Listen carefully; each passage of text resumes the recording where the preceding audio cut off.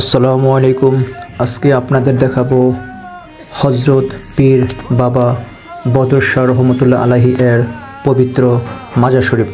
মাজারটি চট্টগ্রামের নগরহাট বক্সিরহাট নামক জায়গায় অবস্থিত।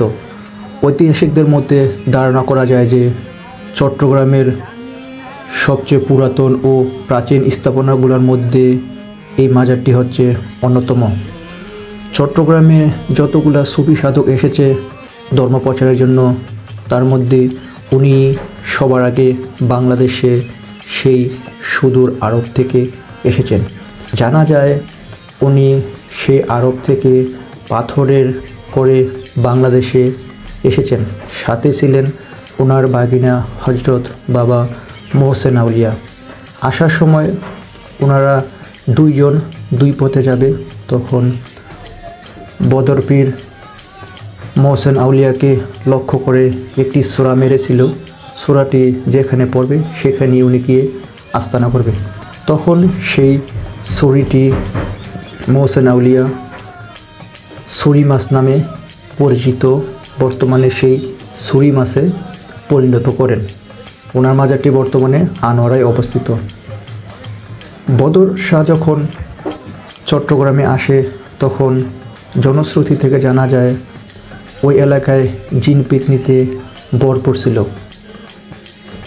চট্টগ্রামের মমিনহাট রোডে অবস্থিত একটি জায়গায় জিনদের আস্তানা ছিল।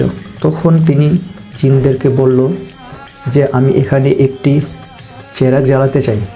তখন তারা বলল ঠিক আছে। তখন উনি যখন চেরাগের বাতি জ্বালিয়েছিল এবং আজানের ধ্বনি দিয়েছিল, তখন জিন ও পেতনিরা আস্তে আস্তে জায়গা ছেড়ে দিতে লাগলো। এর আগে তাদের দ্বারা মানুষ অনেক অত্যাচারিত হয়েছিল। সুলতান মোবারক শাহের আমলে তার সেনাপতি কতল খান গাজীর সহায়তায় বদর শাহ মুঘলদের হাত থেকে চট্টগ্রাম বিজয় ছিনিয়ে নেন।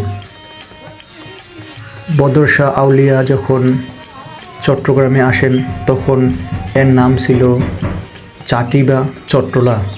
তিনি চট্টলা থেকে চট্টগ্রামের নামকরণ করেন। তিনি যখন চট্টগ্রামে আসেন তখন ওই শহরটি ছিল জনমানবহীন, অল্প কিছু লোক ছিল। তাদের মাধ্যমে উনি ধর্মটা প্রচার করেছিলেন এবং এর মধ্যে আস্তে আস্তে বিস্তার লাভ করতে থাকে।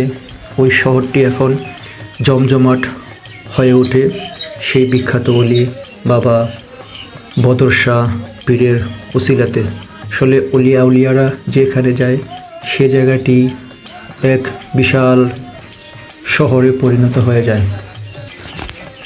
বদর শাহের মাজারটির মাধ্যমে তিনি চট্টগ্রামবাসী সমস্ত বাংলাদেশের মানুষের কাছে বেঁচে থাকবেন আজীবন। তাছাড়া উনি মাঝি মাল্লাদের কাছেও একটি গানে বেঁচে আছেন। হেইয়ো হেইয়ো বদর নামে একটি গান আছে যাহারা মাঝিরা গেয়ে থাকেন।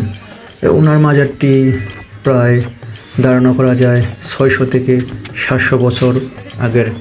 বাবা মাঝভান্ডারী বাংলাদেশে আসারও 300 থেকে 350 বছর আগে তিনি বাংলাদেশে পদার্পণ করেন এবং ধর্ম প্রচারের কাজে নিয়োজিত ছিলেন।